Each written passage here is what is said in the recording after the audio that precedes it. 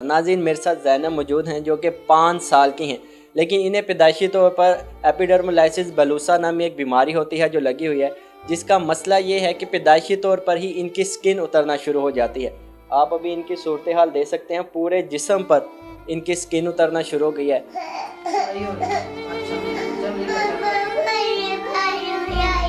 चलो बोतल P low फिर ठीक हो जाए।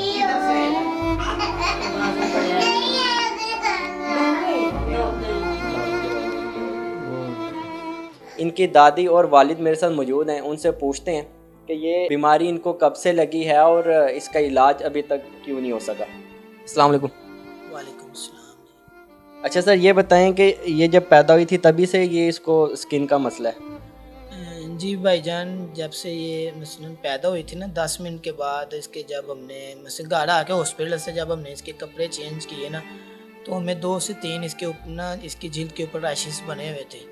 तो वक्ती तौर पे हम परेशान हुए। जब हमने चेकअप करवाना शुरू किया तो तकरीबन आस्ता आस्ता बाद में हमें पता चला कि ये मेरी बच्ची को जो ना एपिडर्मोलाइसिस नाम की, बलूसा नाम की जो बीमारी है, जिसका जो इलाज बड़ा मुश्किल है।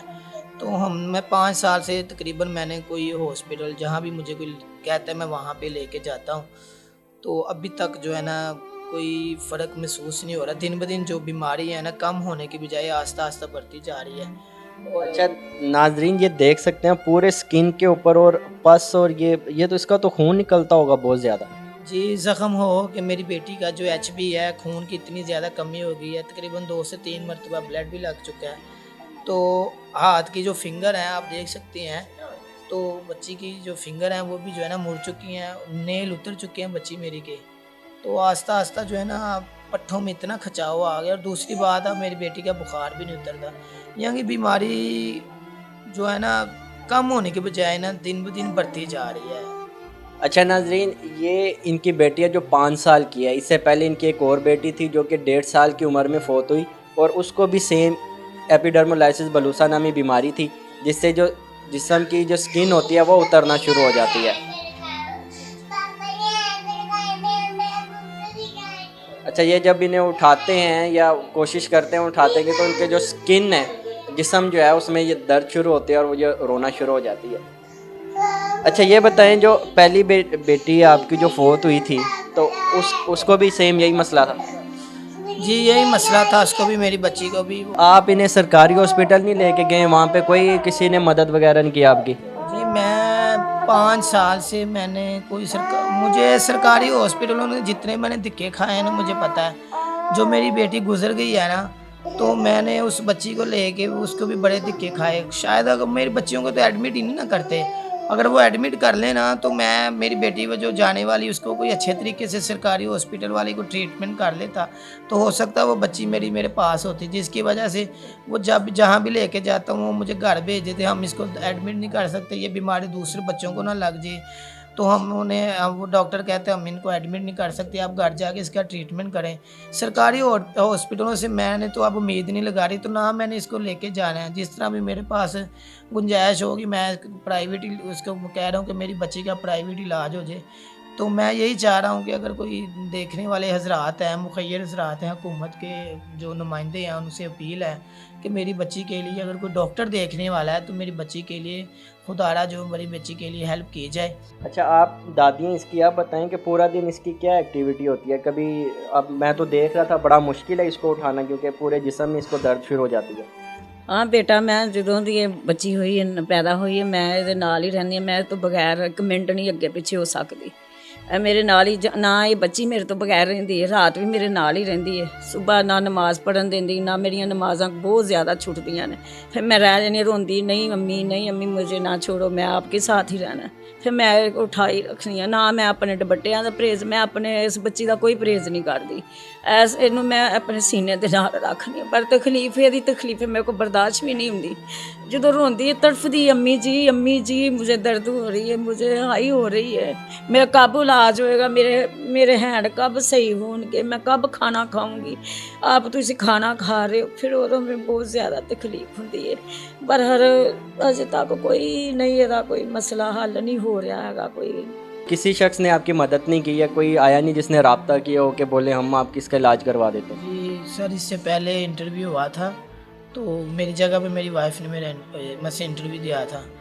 तो हमारे साथ हमने कोई 1-2 बंदे ने हमारी हेल्प की थी और ज़्यादा बंदे हमारे जो है ना हमें तंग करने वाले थे।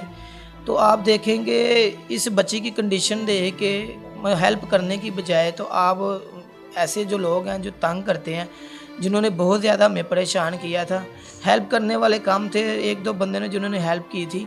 इंटरव्यू देने का यही मकसद था कि चलो मेरी बच्ची के लिए कोई आवाज़ बुलंद करे, मेरी बच्ची का कोई अच्छे तरीके से इलाज करवाए, मगर वो उसकी बजाय लोगों ने ज़्यादा तंग किया हमें।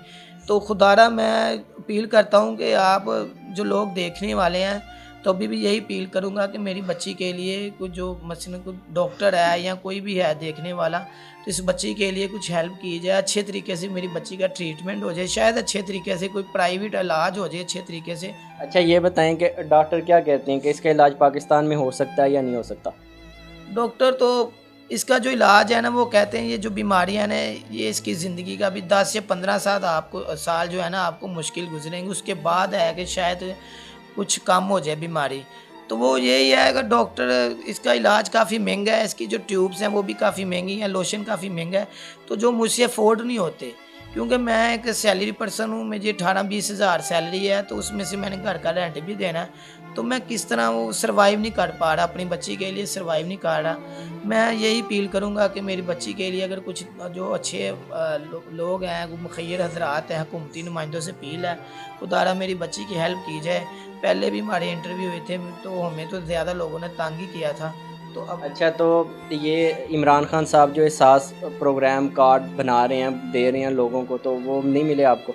जी मैंने अप्लाई भी किया था, तो मुझे तो अभी तक कोई भी इन्होंने जो एहसास कह रहे हैं, जो हमारे वज़ीर आज़म साहब हैं, उन्होंने कहा था कि जो मसलन गरीब लोग हैं तो वो उनके लिए मैंने जो एहसास प्रोग्राम निकाला है, तो अभी तो हमें तक कोई फ़ायदा नहीं हुआ। मुझे तो मैंने आपसे पहले भी जिक्र किया, मुझे तो मैंने ना गवर्नमेंट हॉस्पिटलों में बड़े खज्जल ख़राब हुआ। मेरी बच्ची का मेरी 2 बेटियाँ थी इस तरह की, जो एक बेटी गुजर चुकी है, तो अब यही बेटी जो मैं कह रहा हूँ कि इसका कोई अच्छे तरीके से इलाज हो जाए। अच्छा नाजरीन, इनके वालिद साहब से हमने रिक्वेस्ट की थी, ये अपनी जॉब पर थे, इन्हें बुलाया, इनकी वालदा का भी इंटरव्यू कर सकते थे, लेकिन सिर्फ इसलिए नहीं किया क्योंकि इन्होंने एक दफ़ा पहले इंटरव्यू दिया और जो लोग हैं बजाय इनकी मदद करने के, आप इनकी बेटी की कंडीशन देखें, उसकी हालत क्या, पूरे जिस्म पर उसको दाने, ज़ख़म और पस बनी हुई है, मक्खियाँ अगर उसके जिस्म पर बैठती हैं, लेकिन बजाय इसकी मदद करने के लोग इन्हें तंग करने और उनकी बेगम के साथ बातें और इस टाइप की चीज़ें वो चाह रहे थे। आपसे रिक्वेस्ट है, जो मखीर हज़रात देख रहे हैं, जो दर्द दिल रखते हैं, जो हकीकी मानों में खौफ खुदा रखते हैं, अगर वो इनकी मदद करना चाहते हैं तो इनका नंबर हम अपनी स्क्रीन पर चला देंगे। सिर्फ वही हज़रात इनसे रब्ता करें जो इनकी मदद करना चाहते हैं। अगर आपको हमारी वीडियोज़ अच्छी लग रही हैं तो हमारे चैनल आपकी आवाज़ को लाइक शेयर और सब्सक्राइब कीजिएगा और बेल आइकन को ज़रूर दबाइएगा।